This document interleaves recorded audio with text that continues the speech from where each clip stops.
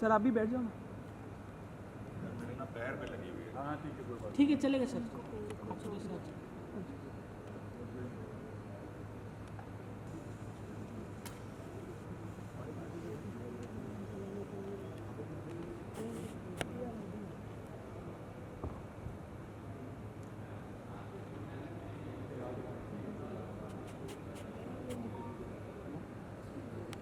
बीच में खाली थोड़ा सर गैप। हाँ हाँ कीजिए। करने दो अभी कुछ बुलाओ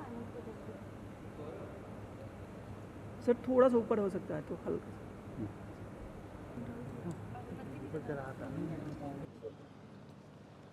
सबसे पहले thank you so much for joining us और नवरात्रि की ढेर सारी शुभकामनाएं आप दोनों को हमारी तरफ से।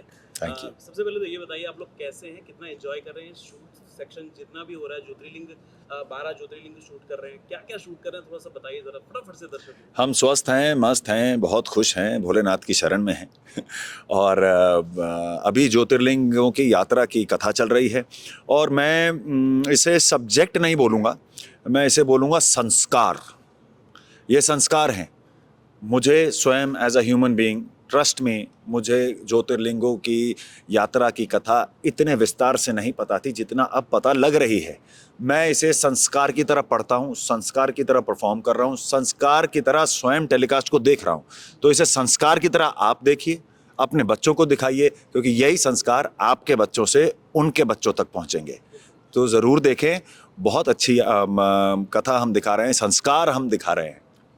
मैम आप बताइए, क्या आपको 12 ज्योतिर्लिंग जो है पूरे देश में, पूरे हिंदुस्तान में है, क्या आपको ये इन ज्योतिर्लिंगों के बारे में जानकारी थी पहले, या शो के दौरान आपको बहुत सारी बातें जो आपको नहीं पता थी वो पता चली? शो के दौरान सिर्फ ज्योतिर्लिंग ही नहीं, मुझे बहुत सारी बातें थी जो नहीं पता थी, और इस शो को करते करते उनकी बारीकियाँ, उनके बारे में मुझे पता चला, और ज्योतिर्लिंग भी उनमें से एक है। अब मुझे एक एक ज्योतिर्लिंग की सिग्निफिकेंस के बारे में मैं जान रही हूँ, मेरी क्यूरियोसिटी बढ़ रही है, मेरा फेथ और स्ट्रॉन्ग हुआ है इस शो को करने के बाद।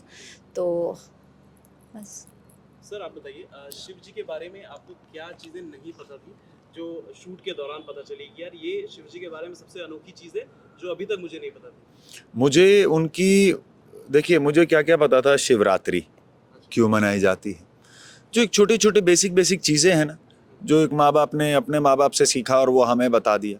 मतलब बहुत से लोगों को बहुत ज्ञान है, मैं बिल्कुल उस चीज़ को मानता हूँ, परंतु इस ज्ञान से कुछ व्यक्ति भी अगर वंचित रह जाएं तो वो अच्छा नहीं है। तो मुझे इस शो से, जैसे शिवरात्रि का पता चला, इस शो से नहीं पहले से पता था, भगवान भोलेनाथ पे दूध चढ़ाते हैं, जल चढ़ाते हैं, बेसिक चीज़ें मुझे पता थी। परंतु अब जो कि भाई माता सती कौन थी, क्या हुआ था, क्यों पृथक हुए थे, फिर माँ पार्वती कैसे आई थी, अच्छा आदि शक्ति माँ कौन है, अच्छा ब्रह्मा विष्णु महेश किस तरीके से क्रिएशन हुई थी, क्या आगे क्यों हम त्रेता युग में आए, क्या हुआ था ऐसा, क्योंकि स्वार्थ आया था, तो स्वार्थ आया तो क्या हुआ, भगवान भोलेनाथ ज्योतिर्लिंग में विभक्त हुए। तो ये इतनी डीप कहानी मतलब मैं उसको गलत शब्द है बोलना, इतना डीप है ये सब कुछ कि एक ही व्यक्ति उसे सब कुछ नहीं बता सकता। तो हमारे पास पूरी टीम है रिसर्च करने के लिए, और रिसर्च करके जब डाला जा रहा है तो इतने अच्छे से आप सभी के सामने आ रहा है। Thank you so much guys for talking to us. It was lovely talking to you. Lastly, any message to the fans, to the viewers? आप सभी स्वस्थ रहें, खुश रहें, भोलेनाथ की शरण में रहें। हर हर महादेव।